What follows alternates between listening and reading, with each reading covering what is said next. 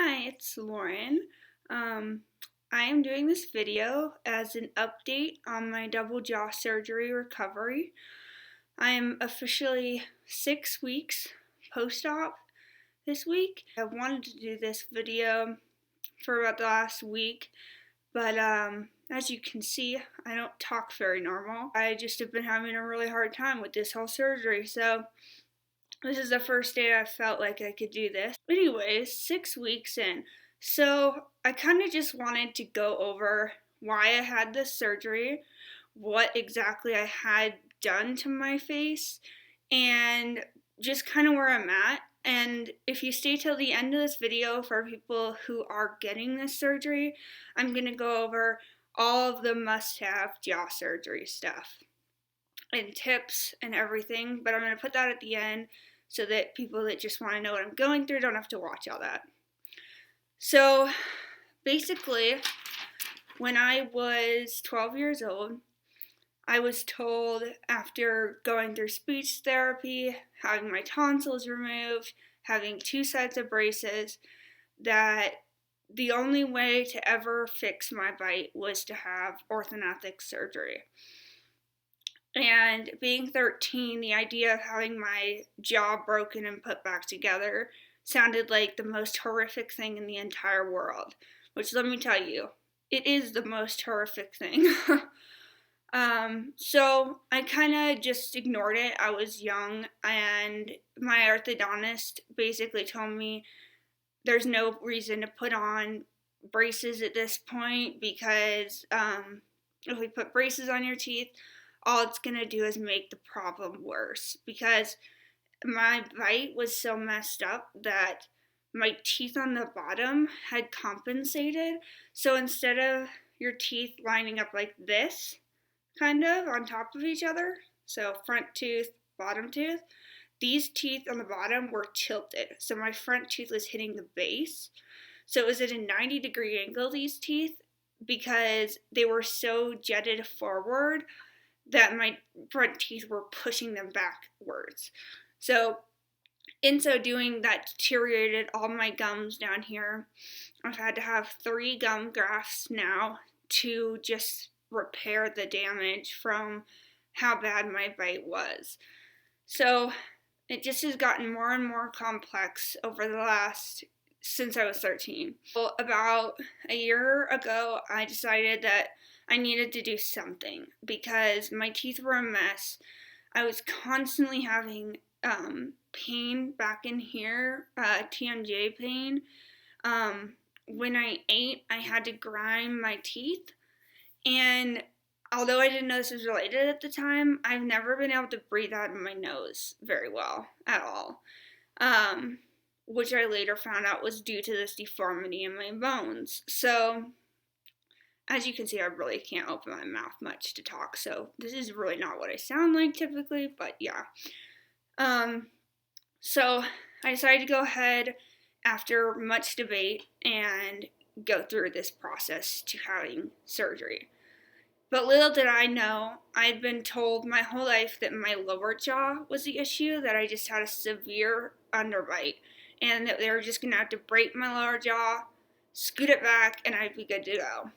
But after talking to my surgeon, shout out to Dr. Madlock at Canyon Point Oral Surgery, he is amazing, and anyone with an oral surgery or an oral problem should see him. He explained to me that the true issue was mostly in my upper jaw.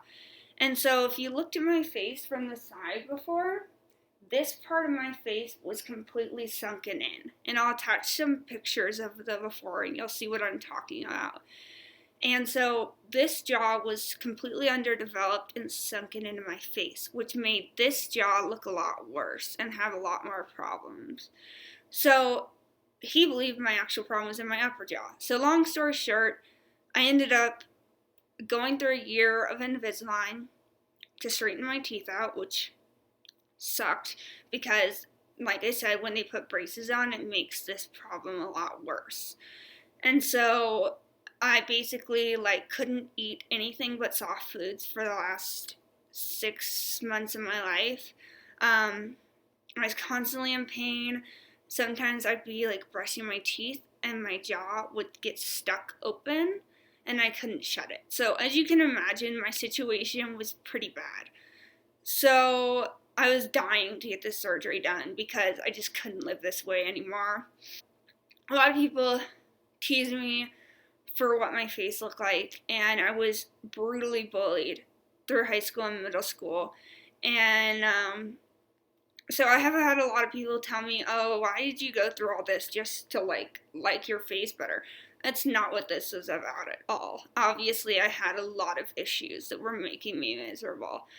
So, jaw surgery came around, and I had that 6 weeks ago. And basically, what they did is they cut my entire upper jaw off. They removed my upper jaw, and then they pulled it forward and put it back and screwed it all together. So I have 5 plates up here and a ton of screws holding my face together.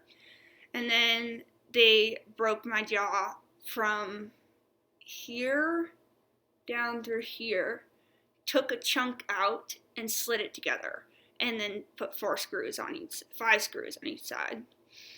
And then because this move up top was so much, they moved my upper jaw 9 millimeters, which is so much to the point where they can't do it without a bone graft.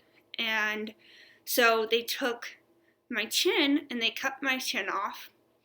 They took bone in between the tip of my chin and the back of my chin and took a chunk of that and put it up here, and then put my chin back on. So that was to make my chin look a little better because I had a very elongated bone, but it also was necessary to complete this upper jaw. And so I now have 7 plates in my face and 36 screws. And that was all held together by hundreds upon hundreds of stitches, which were horrible to get removed, let me tell you. That is like the worst because you're just so sore. So basically I have an incision across the entirety of my gum line of my upper jaw, and then I have one from here down through here and here around through here. Sorry, it's hard to do it backwards. Anyways, yeah, so this recovery has been awful. It is the most brutal, painful thing I've had to go through. And even at 6 weeks in, I'm really struggling. I still have a lot of pain. I was on Percocet 4 to 5 times a day for the first month, along with antibiotics, 3 rounds of steroids, anti-inflammatories, muscle relaxants all day. I was on everything in the book, and that just destroyed my stomach. It just messed me up big time. Finally down to 800 milligrams of ibuprofen 3 times a day, which is a lot. So I do have ulcers in my stomach, so I get sick really easily. I have also lost 17 pounds. I'm very thin right now. You can see on my collarbones, I'm very small. I didn't have much weight to lose to begin with, but it's literally impossible to not lose weight with this surgery. Like, you need to be, if you're getting the surgery, you need to be prepared for extreme weight loss. And I really underestimated how much I was going to lose, and I wish I would have tried harder to gain that weight in the beginning. My diet for the first 4.5, 5 weeks, I was eating everything out of these. This is still how I drink water.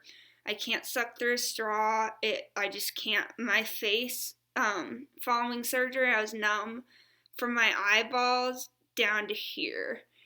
Because they cut through so many nerves, it just ruins them, and they are completely shot. So this is completely numb, and I'm slowly feeling back. My eyeballs were numb. I couldn't feel my eyes. I couldn't even cry because the tear ducts were numb, so nothing could be produced. But now I'm just kind of like, this all feels like when your foot's asleep, kinda.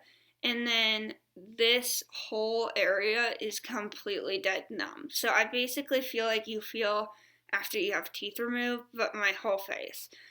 So I can't feel water falling out of my mouth. I can't feel my lips at all. So this is my smile currently.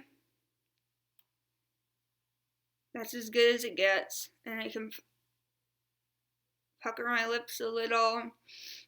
This is as wide as I can open. But you can see my teeth now line up. So that's pretty cool. But yeah, so been eating out of these. I've lived off nothing but smoothies and broth for the first 4.5 weeks. And I'm slowly starting to eat things like mashed potatoes and mac and cheese cut up and rice drenched in like sauce. But I can't eat with anything but a baby spoon because I can't fit anything else in my mouth. So it's very awkward going to restaurants with like my family, walking in with this and a baby spoon. But yeah, so I kind of just want to show you guys my new face right now. As you can see, I'm incredibly swollen still. So this is all massive still. And like, I don't know if you can tell from the side of my face, but this is like super swollen. And it's super uneven looking because this side right here had bone grafts too, and they moved my jaw backwards 4 millimeters, which is a lot. And so, but this side had a little bit more movement than this side did, so that's why this is so much more swollen. But yeah, and that's kind of why this lip is like lazy, which I hope it all comes back. There is chance of permanent numbness, which sucks, but I'm hoping it will come back. I can't feel the roof of my mouth at all. I can't feel any of my gums. This is all, I don't know if you can see it, my gums are all torn up from these things on my teeth. These are surgical hooks, so they look kind of like braces, but they're not. They're meant to wire my mouth shut in surgery, which is what they did. They drilled holes into my upper jaw and put screws, and they wired it with that too. So I have a bunch of holes in my gums from screws too. But brutal, I know. So yeah, the first 2 weeks were the worst. I literally thought I was going to just die. That's how, like, not an exaggeration, like, it was brutal. I had to stay in the hospital an extra 2 days because my pain was so unmanageable, and there was no way they could release me with that much pain. I was a lot less numb than most people are in this part of my face, so I was feeling everything, which is not very typical right after surgery. The hospital was horrible. You literally can't get any sleep in a hospital because they're waking you up 9 times a night to check your vitals and give you all kinds of medicine. The medicine was making me so sick. It was horrible. I came home and I literally couldn't do anything for myself. I was in surgery for almost 9 hours. So the toll on my body was extensive. I couldn't shower on my own. I literally had to sit in a chair for the first almost 3.5 weeks just to be able to be in the shower. And I still, like, I can't stand in there super long because I'm so weak that I just get really dizzy. And I also have, on the sides of my face, do you see these little patches? And I have them on both sides, and that's where they cut to put screws into my face. So these holes go all the way through my muscles and everything, so I have to keep these patches on to keep the internal stitches in because I still have tons of internal stitches. So I have to, like, be really careful not to let those fall off and stuff. But I woke up every single night for the first 2 weeks drenched in sweat and shivering and miserable, and I'd have to sit in the shower every single night at like 2 a.m. for an hour. It was just so brutal. It was awful. I still have to sleep sitting up because if I don't, I wake up and my face is just huge. But yeah, the swelling never gets much better than this. I'm always really swollen. But now, as you can see, my nose looks completely different than it used to, and my everything lines up. And yeah, basically when this got brought forward, it brought my nose forward. So everyone keeps asking me if I got a nose job. No, I did not get a nose job. This surgery caused my nose to change. First 2 weeks sucked, and it still is really hard. It still really takes a toll on me emotionally. But yeah, I'm just kind of plugging away. Day 1 through 3, 4 was the worst. That's when you're like the absolute worst. And like, your face gets stretched so much in surgery that my lips fell off, which sounds crazy, but they literally got so stretched that all of my skin around my lips just died. And so I got in the shower one day and literally peeled my lips off my face, which was disgusting. But yeah, I still can't blow my nose, and if I sneeze, I have to have my mouth open, because they cut through your sinus cavities to do this surgery, and so if I blow my nose, my whole face would fill with air. So that's kind of scary, and sometimes I like don't even think about it, and I'll sneeze if my like go to sneeze and I forget to open my mouth, and it's scary. I've had a few big like scary moments happen. I've had my dog hit me in the chin, thought I was gonna be screwed, but I have to be really careful. I can't do any activities for like about this next year that could impact my face. So no skiing, no horse stuff. Like eventually I'll be able to be back on my horses, but nothing where I could get hit in the face or hurt. For about 6 months, that's pretty solid, but it takes a whole year for this recovery. These first 4 months are gonna be the worst. Like I look lopsided, my nose is lopsided, my face is lopsided, I can't talk, I won't be able to eat much for these first 4 months. It's a very long recovery, and it's definitely taking a toll on me. I definitely have my bad days where I feel like crap, but everyone's been there for me. My mom moved in with me for a while, and everyone's been helping me a lot, so that's been nice. So now I want to go into like jaw surgery must-haves and all that stuff. So for those of you that don't want to see this, go ahead and tune out, and thanks for watching. If you have any questions, let me know. So yeah, as far as must-haves for jaw surgery, I have pulled out a few things that literally have saved my life during this surgery. One of which is these bottles, and you can get them on Amazon. I literally own like 13 of these. One pack is not going to be enough because you use them for everything. But this is way better than the syringes they give in the hospital, because for the first week about, I just used a syringe, and that sucks and it's exhausting. So it was really nice to move up to these. And some of them I'd cut the tops off, like to here, so that I could fit thicker smoothies and stuff, or like mashed potatoes or anything like that.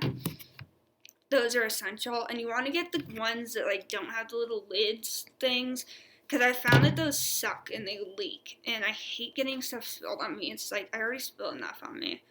Another thing, which is like crap that you actually need these, but you will need them for at least 3 weeks, is bibs. I literally went to the store and bought baby bibs and cut them to fit over my head.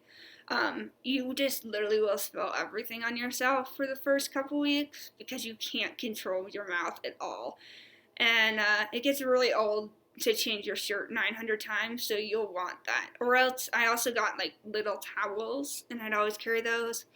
For the first week, you're constantly having blood coming out of your nose and out of your mouth, so I always like kept a towel that was like my blood towel, which is so gross, but to like soak up stuff, and like, yeah, it was nasty, but had to do it. Another thing that was essential for me was this. I got a little whiteboard, and I initially bought it for the hospital for like the first couple of days, because you're told that you're probably not going to be able to talk. And luckily, I really did not have a problem talking like to a point where people could understand me. I sounded horrible, but like my family knew what I was trying to say, and it's not like I was saying a whole lot the first 3 days anyway. So I did occasionally use this like with nurses and stuff who didn't know me as well and like couldn't. Sorry, I'm like drooling. That's another thing, I can't stop drooling. But yeah, so this is essential for me for medicine. So when I got home, I basically wrote down everything I was on: Percocet, muscle relaxer, Sprix, which is another painkiller, nausea medication, antibiotics, and then there's little reminders on here for me to take other medications that are once a day. But this was helpful because I could write down the times, because you have to stay on such a schedule with your medicine in order to maintain your pain that you don't want to accidentally forget and go 3 hours without having pain meds, because you will be miserable. So I use that a lot. These two things are 100%, you have to have these. This is one of them. It goes on like this. You can heat it or cool it. For the first week, you're supposed to use cold, but after the first week, cold actually causes muscle spasms in your face, which you have endless muscle spasms. At least I did. My muscle spasms are so bad that they actually had to take Botox and inject it right here and right here and like everywhere. Oh, I still look so weird from the side from swelling. But anyways, just to make my muscles relax, because it was so bad. I literally couldn't move my face, nothing, because I was just constantly having muscle spasms. So I use heat now, but this thing's awesome. I use it all the time, and with cold weather, it really hurts your awakening nerves. It's really sensitive. So I use this to heat my face up. Next thing is this. This is a jaw bra. Basically, it goes on like this. And there's little packs in here that you can either heat or freeze. So, like I said, I still heat them. I literally have a microwave that my computer is sitting on right now, and that stays in my room so that I can heat these things up, because I really don't like to, like, some of the days I'm really in bed a lot. Pretty much every day still I spend about half my day in bed, because it's just, I'm so exhausted still, and the pain just gets to be too much. And just going like to the grocery store and like going on a walk is enough to take me out for the day. So I use this all the time. Amazon has these too. They are out right now, I noticed, because I had a friend that wanted to get one of these, and I think they're just really popular because the surgery, especially around this time of year, is pretty popular with everyone's deductibles ending. So yeah, next thing that was essential to me, and is still, this is all I can use to brush my teeth still, is a baby toothbrush. It's a little elephant, but it's teeny. As you can see, this is all I can fit in my mouth. I still like don't brush my teeth great. I just can't open my mouth enough to do it. So this thing really helps. I also use salt water rinse and this antiseptic mouthwash you'll be prescribed if you're having this surgery, 2 to 3 times a day still, because I still have on this side I had a graft that rejected, so I now have a hole down here, and my jawbone's exposed. Yeah, it's fun. So I have to always make sure I'm cleaning stuff so I don't get an infection. Next thing, tongue scraper. Your tongue gets gross. You can't clean your mouth out like you usually can. So this is great for like getting nasty stuff off your tongue. I know, pleasant. Aquafor lip balm. This stuff I literally use like 7 times a day. I've gone through 3 of these in the last 6 weeks. Especially during the first 2 weeks when your lips are just destroyed, you will need this. It is like essential you have this. And I also got really, really, really heavy duty lotion, and like don't even worry about your face breaking out. Your face is going to be so dry from being stretched that you will want the thickest, most oily lotion in the world. Granted, I am not prone to acne, So it could be different for people that are really prone to acne. So if you are prone to acne, maybe don't get as oily of one, but definitely want a heavy duty moisturizer. Next thing, Afrin. You will love this stuff. Because you can't blow your nose and because your sinuses get cut through, you literally can't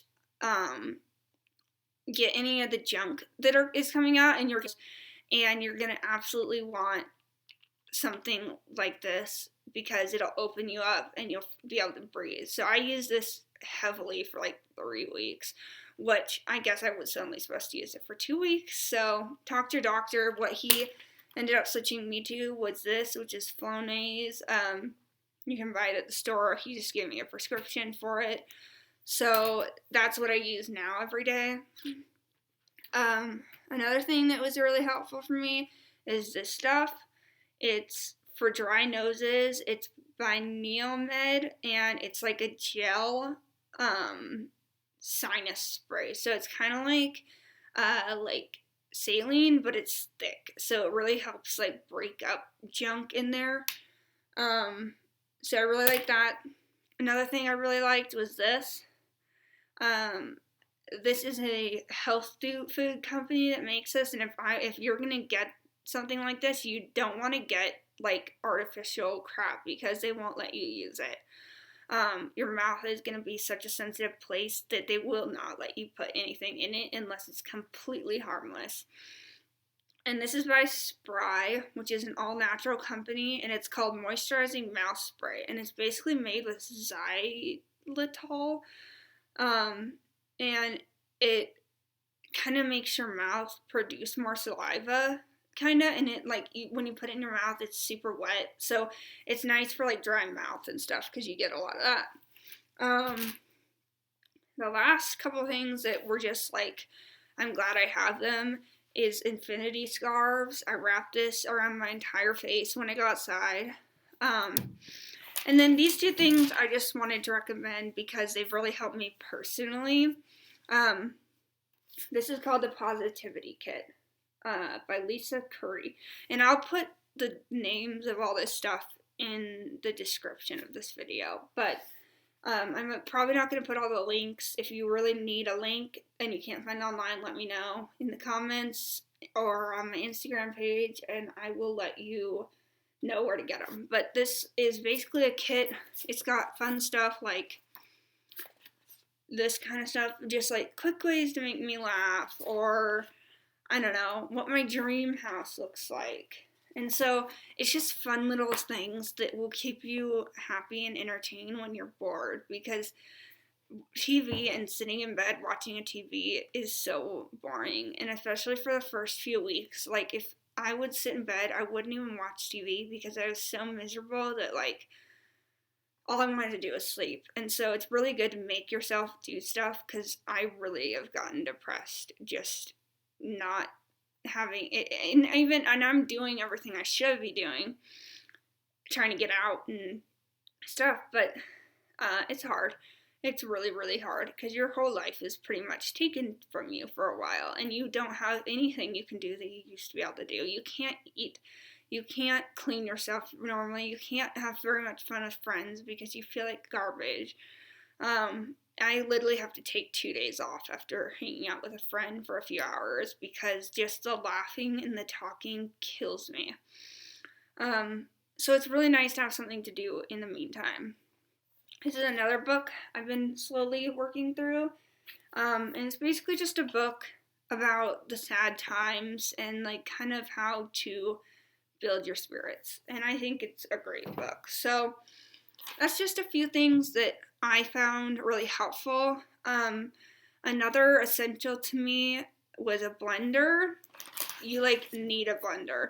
You will not be able to get through this surgery without a blender. I blend everything, and I'd recommend, if you have the ability and the money to buy a Vitamix, that's what I'd recommend. We splurged and got me a Vitamix, and that thing has saved my life because it pulverizes anything. So I can throw like scoops of ice cream in there that have chunks, and I can blend it and make like soft serve.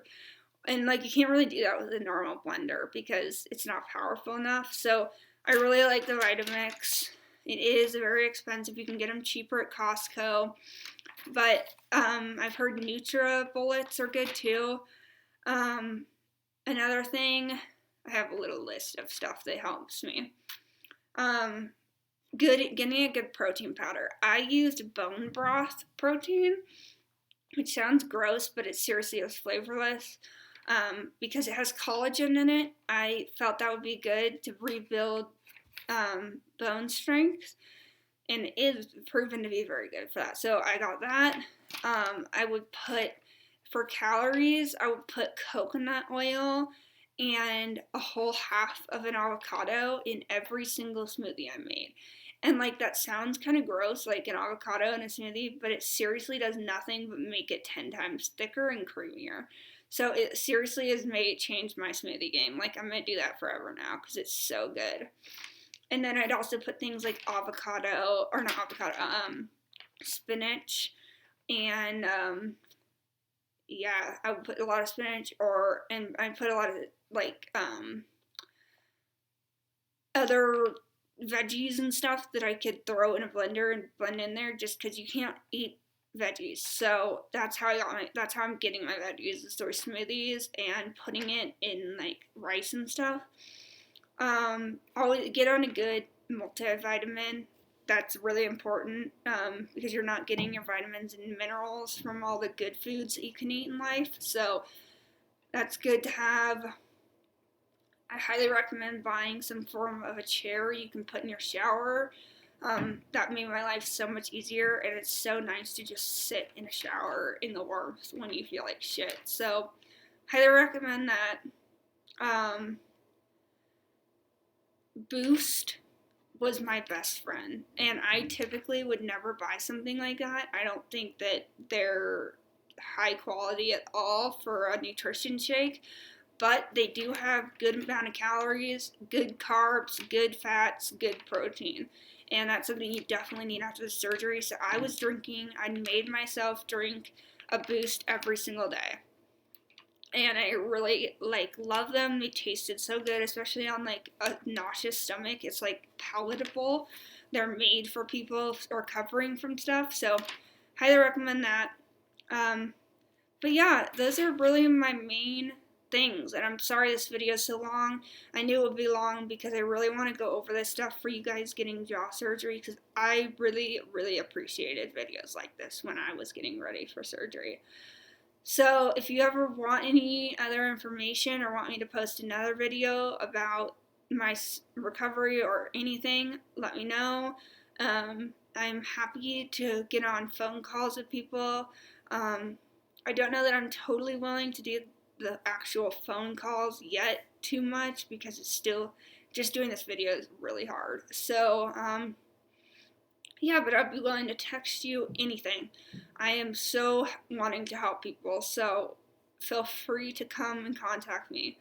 I hope you guys enjoyed this video, and I'm going to keep plugging away. Thanks for watching.